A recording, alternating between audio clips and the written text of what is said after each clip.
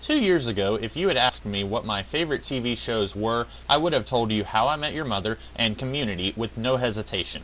Then stuff happened and I dropped both shows. Now, if you had told me 2 months ago that I would be doing videos on both of these shows now, I would have probably laughed in your face. And while the only reason I returned to How I Met Your Mother was that I wanted to see how it ended and if it measured up to the 7 years of hype that I had watched and built up for myself, Community's 5th season actually sounded very intriguing to me, and that was what brought me back to watch this season after taking almost 2 years of break from this show. You see, I jumped on the Community bandwagon fairly late. I had gotten into the show after the first 2 seasons were already over, and I was watching season 3 as it was happening. And then maybe halfway into season 3, the creator of the show, Dan Harmon, and Chevy Chase, one of the actors on the show, both had a very public, very embarrassing feud that had ramifications for the show and for me. I won't get into the specifics of this feud, but the important thing is, after hearing about it, I was disenchanted with what I had been calling my favorite show. The creator of this show was actually a horrible human being, and I had no interest in watching his show anymore if he was going to act the way that he did during this whole Chase Harmon scandal.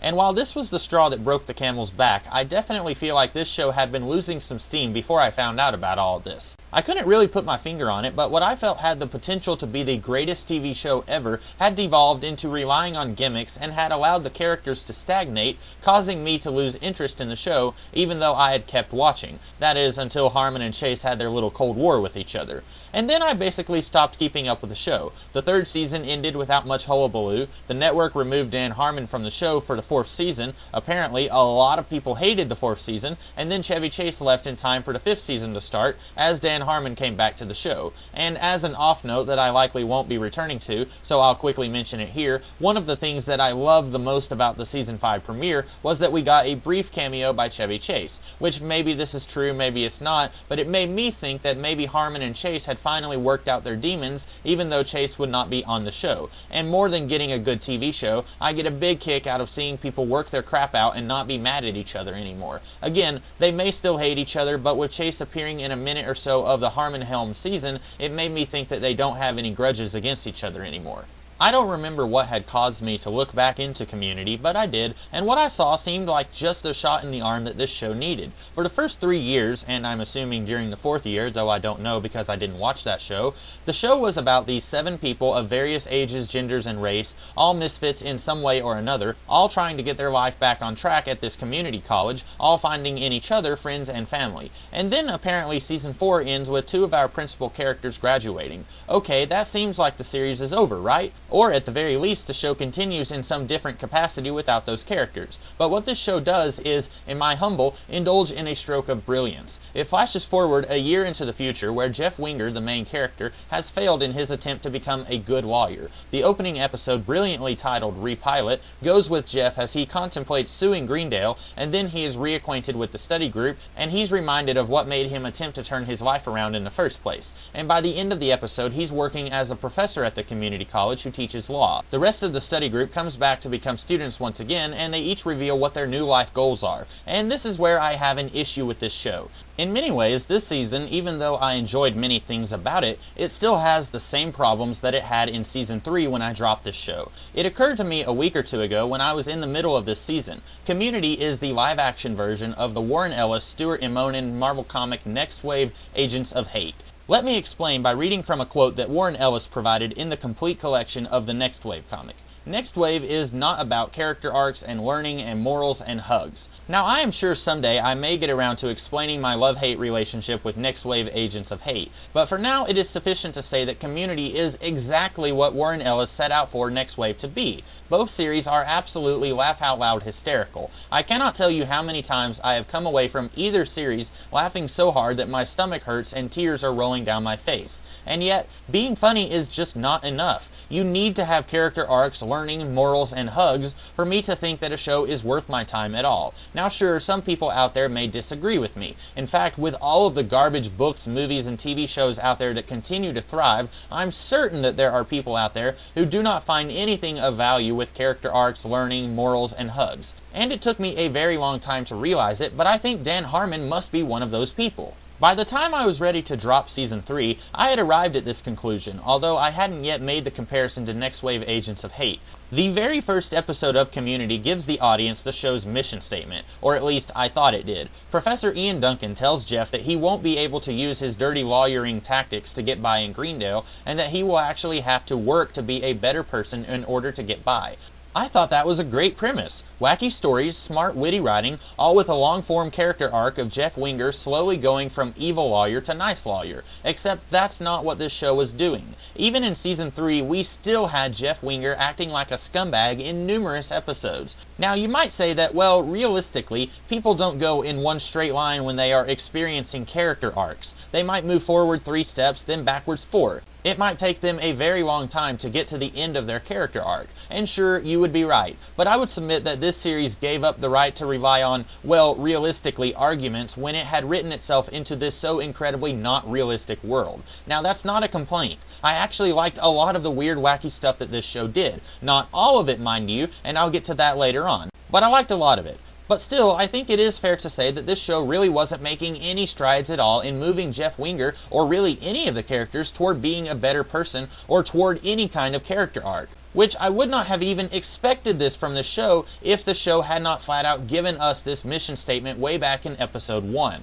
So that was a big reason I had dropped the show. To me, it felt like people were more interested in the insanity that this show had to offer, like campus-wide paintball battles and the like, and they were less interested in character arcs, learning, morals, and hugs. And so the show altered itself to fit the wants of the fans. Now, I should mention, this show has plenty of character moments. Pick any episode, literally any episode, and you will have some nice character interactions, and one or more of the characters will learn a lesson in that episode. Let me move into Season 5, the season I recently finished watching, and use it as an example. The episode Introduction to Teaching is an episode where many of the study group characters take a class to determine if Nick Cage is a good actor or not. Abed, a connoisseur of film, has a breakdown when he realizes there is no right answer, and he is willing to abandon his love of film because of this. Then Shirley compares Cage to Cenobites from the Hellraiser movies. Abed and Shirley have a nice moment, and this would be great if this show would acknowledge this moment later on. But the big problem I find myself having with this series is that after an episode does a nice character moment for a character or a group of characters, it will then subsequently ignore those moments that are supposed to move characters forward. We get an episode where Annie and Abed talk about how, when Troy lived with them, he always kept the peace in the apartment. Really? Is there a single episode where we actually see this happening? Or are you just introducing this idea in this one episode, and then you will ignore it in every episode from here on out? I think this is a permanent problem with Community. Nothing of value can ever happen because of the way the show is formatted to ignore all change and growth of character. And then it wants to do stuff like tease a relationship between Jeff and Britta, or Jeff and Annie, or Annie and Troy, or Troy and Britta, or Abed and Annie, etc. But these moments are worthless also because, again, each episode resets the characters and wipes away any and all character growth that you might have seen that would have made a relationship between any of these characters matter at all to the audience. I didn't actually plan to spend this much time yelling about this, but this is actually a gigantic problem with this show. And even though I enjoyed a great deal of Season 5, I actually don't think I will be coming back for Season 6, if there is a Season 6, simply because of this show's refusal to actually do real character stuff and make it actually stick. So I've talked a whole heck of a lot about the entire series itself and what I feel is the biggest problem with this series, but I originally intended to talk about Season 5 and what I felt about that season. So ignoring my preceding rant and focusing on some of the other stuff that worked and did not work, well, this season is not very good. For one, this season is only 13 episodes long, while the seasons that I watched were usually about 20 episodes long. I don't know if I've talked about this before in a video, but I usually think that when you have a big long storyline that lasts an entire season, when you have 20 or so episodes, that's usually too many episodes, and you wind up having about 5 or 6 episodes that are completely filler and serve no purpose in the grand scheme of things. And so if you have a big season-long arc, you'd be better off having about 13 episodes per season. But Community Community, I think, is the exception to the rule. In Season 1, the whole season focused on the study group trying to pass Spanish. Season 2, they're in anthropology. Season 3, biology, etc. This season, the big overall story arc was saving Greendale, because it really does have a lot of problems. But this season was so short, it was over before I felt like anything was really done with the season-long story arc. Another issue here, as I mentioned, fans of this show love their high-concept episodes. The paintball episodes, the Dungeons & Dragons episode, the one with the alternate realities, stuff like that. And it seems like Harmon thought that we needed as many high-concept episodes as we had ever had before, but all crammed into a 13-episode period. So this season had the Hot Lava episode, the Meow Meow Beans episode, the parody of the Zodiac movie, the G.I. Joe episode, all within the span of 13 episodes. I didn't really feel like we had much exploration of the storyline for this entire season, because half of this season was the weird and wacky love them or hate them high concept stuff. And it doesn't help that even if this season had been 20 episodes long, I still would have hated the Meow Meow Beans episode and the G.I. Joe episode. And speaking of this season not really having a whole lot of room to explore ideas and stories, let's talk a little bit about the change of cast this season had. I actually think the way this season handled Pierce Hawthorne's exit from the show was about as well done as it could have been. We got 1.5 episodes completely devoted to him, even though we only physically saw him for about 1 minute. And I actually really liked the way his exit was done. It could be that since he never really had much of a connection with any of the other characters, removing him did not feel like much of a problem for the show. Sure, Pierce and Jeff had a weird not father, not son relationship, but like I said, since the series refused to actually explore character arcs and allow characters to change and grow, it did not really matter when Pierce was removed from the show. But then you have Donald Glover, who wanted to leave the show and do his own thing. So in the episode where everyone hears the reading of Pierce's will, Troy is given the chance to inherit $14 million, but only if he will sail around the world in Pierce's sailboat. Now this was actually a much bigger deal than Pierce leaving the show, because almost from the very beginning, Troy had a bromance with Abed, and that relationship really clicked for both characters. Troy did work well with other characters, especially Annie and Pierce, and kinda sorta Britta and Jeff at times, but Abed really only worked well with Troy. You didn't really see much of Abed and Annie, or Abed and Shirley, or Abed and Britta. It was mostly just Abed and Troy. So when you remove Troy, you're really removing a crucial dynamic to Abed's character. And once again, because this season is only 13 episodes long, and it wastes half of its time on gimmick episodes that really do nothing or go nowhere, we don't get to see a proper send-off for Troy, nor do we get to see where this send-off will take the character of Abed. These were really the two big departures from what the series was before. And while I think it could have recovered from Pierce leaving the show pretty easily, I think it really needed a lot more time and space to recover from the Troy thing. Or alternatively, if this entire season was much more focused on Abed and him learning to be his own person and live without Troy, then that would have been fine. But we would have had to have done without all of the gimmicky high concept episodes, and then all the other episodes that try to explore some of the other characters.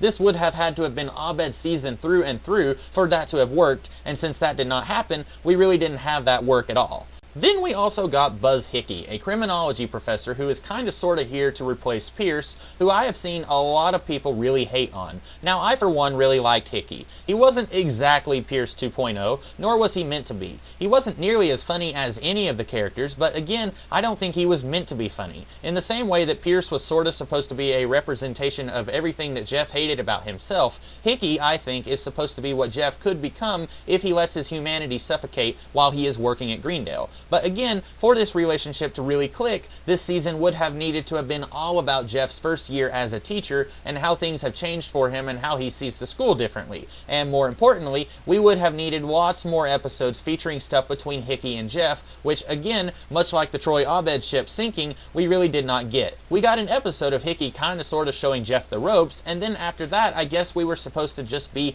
okay with Hickey being part of the group, and it didn't really work that way. Again, Hickey doesn't work in the same way with any of the characters as he worked with Jeff, and so when we had an episode of him and Abed, it might have been funny, and it might have had some useless character moments, but it did not work like it was supposed to. Overall, I was much more negative about this season and this entire series than I really wanted to be. I fully intended to come here and talk about how much I love that Jeff was now a teacher, and how that opened up such wonderful possibilities for this show, and had the potential to reinvigorate it and bring new life into it. But ultimately, I couldn't ignore all the stuff about this show that just does not do it for me. Dan Harmon has taken to beating up on Season 4, the season he was not involved with, by referring it to in story as the gas leak year. And yet, Season 4 could not have been as bad as Season 5 was. Maybe Dan Harmon just needs to take a long, hard look at this season and determine if he really has any place making fun of the previous season, when this season was like having 3 or 4 gas leaks all simultaneously. What about you guys? Do you guys watch this show? What's your favorite season? Is Season 4 as bad as Harmon says? Is this season as bad as I said it was? Do you think I'm overreacting on this show, shying away from character moments? Give me your feedback, both good and bad, in the comments in this video, and as always, I will do my best to take what you say and use it to try and improve my videos and channel in the future. Until next time, I hope you guys have a great rest of the day, and check back in the near future to see what else I will be doing videos on. Catch you later.